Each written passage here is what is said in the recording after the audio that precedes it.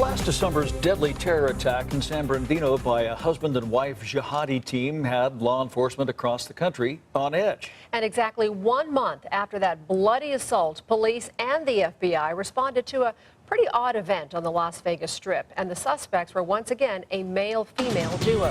The I-Team's George Knapp is here to reveal the full story of what happened that night. George. I'll tell you what, we've spent a lot of time out on the Strip over the last several years, and pretty much every night some dramatic, harrowing events unfold on the Las Vegas Strip, and we never hear anything about it. You know, the cone of silence drops over it, and that's it. And this strange tale was an example until now. Metro and the FBI are still not sure if this was a setup for a larger terrorist attack or a creative criminal plot, or was it merely a dirty trick? Whatever the answer, at least 5 people were victimized when someone uncorked a dangerous substance inside a crowded casino.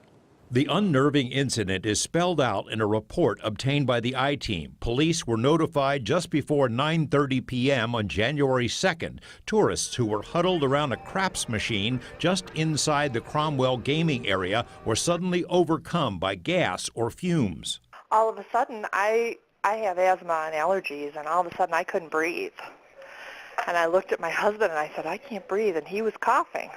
He's like, I can't breathe either. I said, I am out of here. And I got up and I ran up the stairs and out the front door. Melissa's friend, who asked that we not use her name, was also affected. It felt like pins were in my lungs, and I thought, no, someone is spraying this so that everybody will run out. Cromwell security responded quickly, but at least one of the officers was also overcome by the mystery substance. The girl that was there, like one of the security guards that was there, was hospitalized. Like the EMTs came and got her. Security officer Takia Nelson is named in the report, but declined to speak to us. She was treated at Sunrise Hospital, then left against the advice of doctors. We get calls come out on the radio reference, security guards being sick.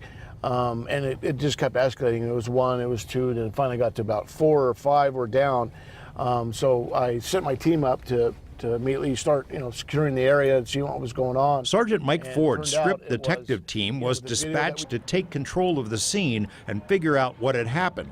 Like all of the officers who worked the strip, the team is always on the lookout for possible terrorists because of previous incidents in which suspected jihadis have been spotted in Las Vegas monitoring possible targets. After reviewing the Cromwell surveillance cameras, police focused on 2 people who had loitered in the area of the gas attack just before victims were overcome. Ford and others wondered if this might have been a dry run to see how police and security might respond to an attack. The biggest clue was what the suspects did next. They exited the south glass doors onto Flamingo, and then, right away the male comes back inside. His head was wrapped in a little bit of a scarf, but he had it covering his mouth.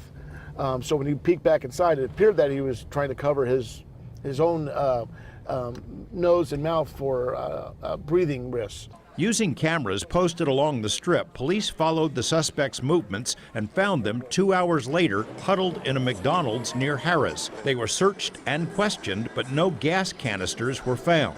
The male, whose dress looked like a cross between an ISIS fighter and a Rastafarian, is named Arnold Lane, who has a long criminal record and is better known by his rapper name, Yahweh Allah.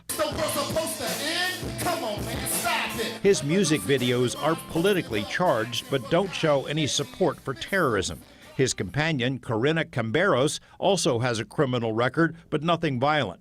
The pair had stayed in this motel under an assumed name the night before. Police checked but found no evidence of pepper spray or tear gas. We don't know if they were testing or not. I think that's what you're driving at. Sheriff Joe Lombardo said although there are no known terrorist links to the suspects, he was encouraged by how officers and private security responded. The big unanswered question is, what, if anything, might have been prevented? We had a very robust response to that, and security did exactly what we've asked them to do in those kind of situations, but we don't know if that's going to have a result, 2 years from now of what they did. The visitors who were gassed thought whoever released the gas might have wanted to get them away so the machines could be emptied. They don't regret getting out of there. I didn't even care. All I cared about was getting out of there, because the first thing that came into my head was somebody's pulling some shit. Right. And I need to get out of here so I can live to see another day.